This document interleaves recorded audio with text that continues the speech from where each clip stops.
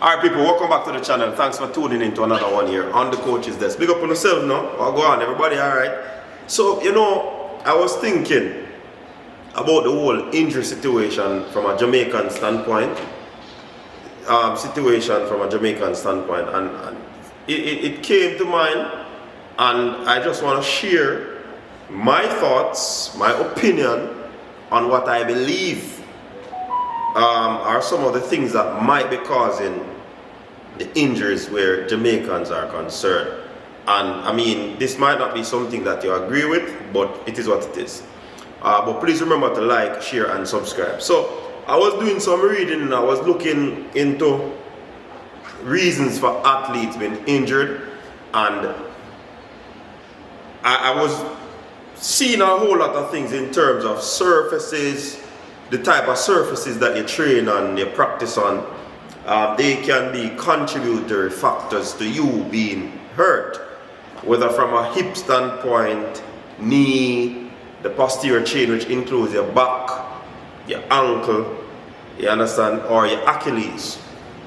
So I pretty much did some reading, and then we try to balance it from a Jamaican standpoint, because of course, you know, we know the coaching thing, and we take it from a champs setting, and we look and we see over the years a lot of athletes have been injured from champs, you know.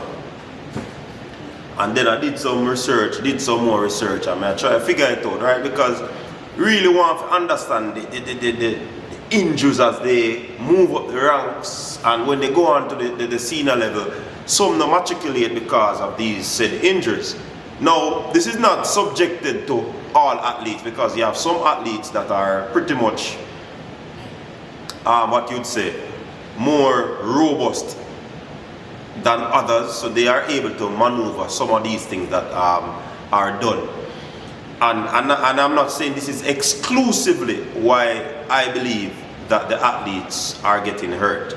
Now, from the standpoint of hills training, we know how important hills training is in terms of track and field. The incline training here, very important. Aid with a lot of stuff. Endurance. It also aids with your forming your form, so to speak. Yeah. But this thing, I start to look at it. One of my coach Virgin even said he did a research in his studies that once you run one way on the track, you realize that you might have some hip issue. See, so normally when we are work out, we try to allow the athletes to warm up the opposite way on the track or in a straight line, right? Because naturally they are going to run one way, so hence they tend to put a lot of pressure on one hip. Alright, that done. Then we look on, go back to the hill run. Most of our athletes in Jamaica, we tend to practice or hill run on asphalt, on road basically. And the results that we get are telling. Seeing that we get results from hill work, because that is done in the background training. But when you're doing these work, you realize that people are complaining that, you know, oh, this a hurt me, my back a hurt me, my knee a hurt me, my ankle twist and all of these things. And you wonder if this could be the contributing factor to the athletes getting hurt, because the surface is hard. And if you know anything about running, the amount of pressure you are applying and shockwave that you're sending to the muscles, you know that is a lot, right? Hence the reason they constructed shoes that can take the cushion off of the surface, right? So you have some shoes now with some thick heels and all of these things. It's pretty much to protect your foot from the pounding. Alright? So when I look at that, when I look at the school setting, a lot of schools don't have sponsors, a shoe sponsor, so they will get Air Force, which probably is not good enough for practice or training, and they're running these things, so a whole heap of pain. And if you have an athlete that is top tier, quote unquote, that athlete might get a sneakers, parent or somebody sponsor them, you know, somebody adopt a child and give them a good running sneakers, you know what I mean? So I'm wondering if the hill running on the asphalt is tantamount to the amount of injuries that we would have had over the years of Champ Star not matriculating. Also, and remember people, I'm not only saying that is the only reason. Most of the clubs them early season road, hill run to get that endurance in, to get that strength in, right? A lot of hill run. I don't want to name the clubs, but I've seen a lot of clubs when they post their stuff, they are doing these type of workout. Then again, you see some other clubs, them don't do it. Not to say that they don't get injuries because they don't do the hill work, because camps who probably don't do it, them still get injuries, right? You get what I say?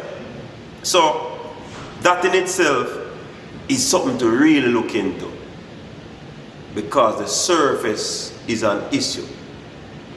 Coming up from the high school again, you can look at technique, especially when they lift weights. Some might lift weights too early, and then the growth spurt come catch the muscle strong and the bone never develop. Yo, may I tell you.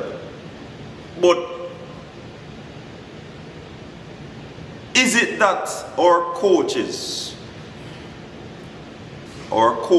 are allowing the athletes to work out on the asphalt, which is not good for them? And you know there's another brethren that has been saying it when we are do hills training, and a brethren come on and say, yo, hills training are not nice to do, you know, hill training injury, or you think people might get injured. I say, I start looking into it, you know. I say, yo, I have a point, you know. And the man I say, yo, it's best if we get some dirt and dump up and create that incline with dirt so the athletes them can run up and run down, because that is effective when it comes down to preparation. I'm in a pay it no mind. See? And then with what happened at the World Championship, a particular club have some athletes injured, and somebody has say, yo,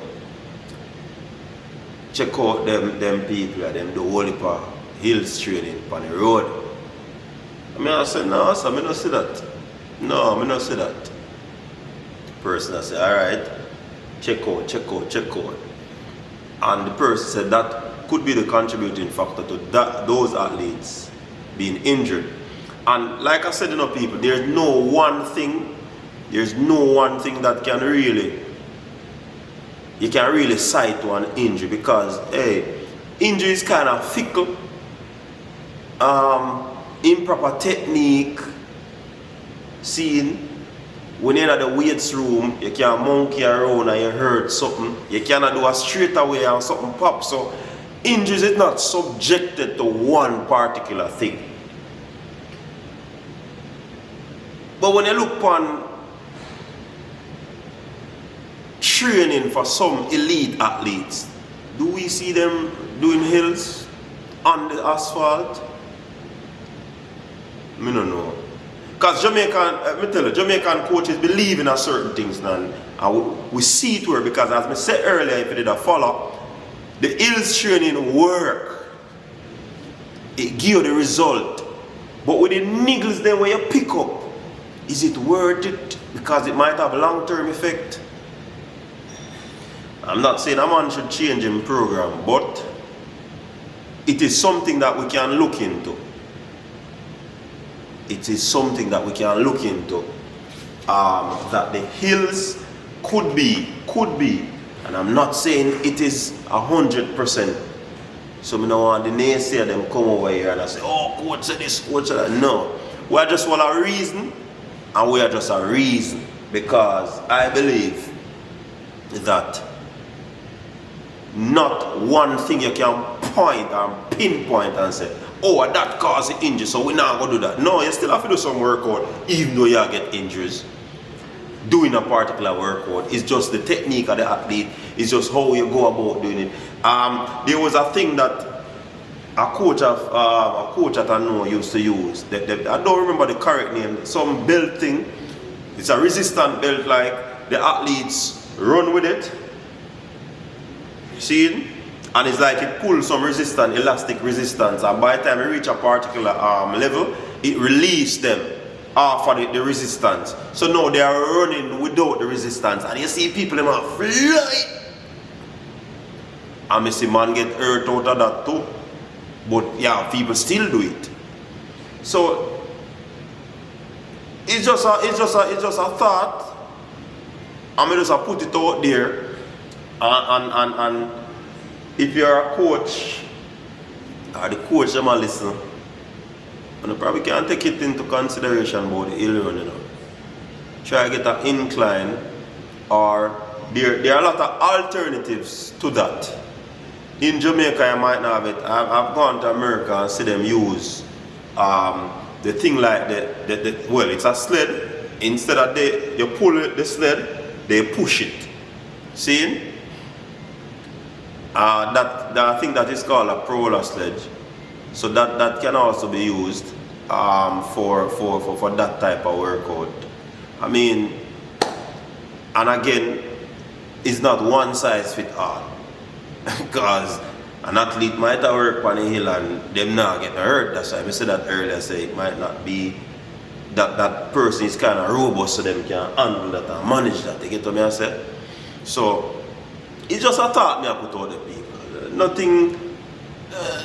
I know, but their research. Let me tell you. Let me cite some of the article when I read. Seeing? Because me not just come and talk, I do my local research first. Something I read up on. Let me see if I can find it. Oh, I did save it. Yeah.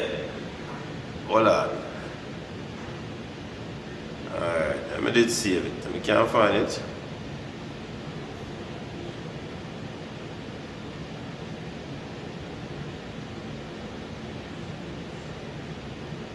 And I look at I can't find it, people. Suppose I can't find it, man.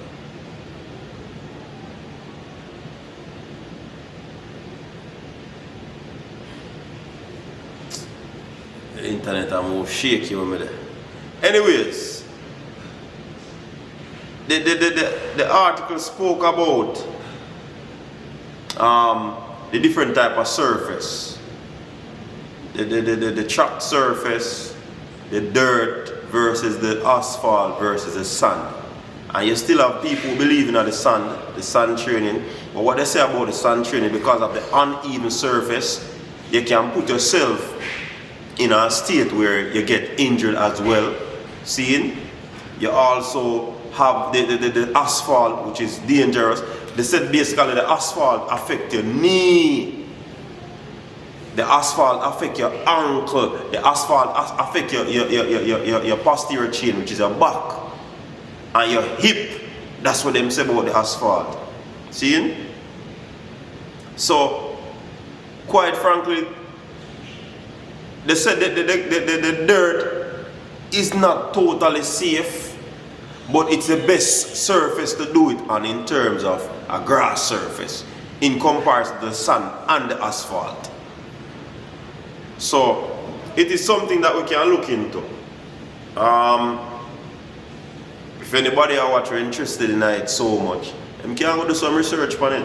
I just can't find the article to come up. But I'm going to find the article and I'm going to post it See me find it, yeah. I know say you nah let me down, you know.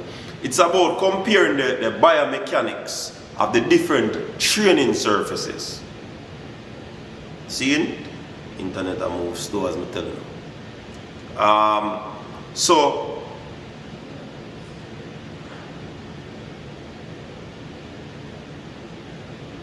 So they talk about the road. It appears that the hardest surface would provide the most stable platform for the push-off and thus allow the greatest speed. That is important, and that's why we, the Jamaicans, use the road as a part of the development. But the writer said, however, road asphalt is actually so dense it dampens the ability of the legs to gain vertical force from its return. In effect, the impact of the road overpowers the elastic energy return in the legs, resulting in a neutralization of positive return. Now, while the muscles are busy absorbing the shock of impact and the road quickly returns the elastic energy back to the leg, but the shock muscles are ill prepared to receive it. The body attempts to cushion the blow by slowing the landing phase.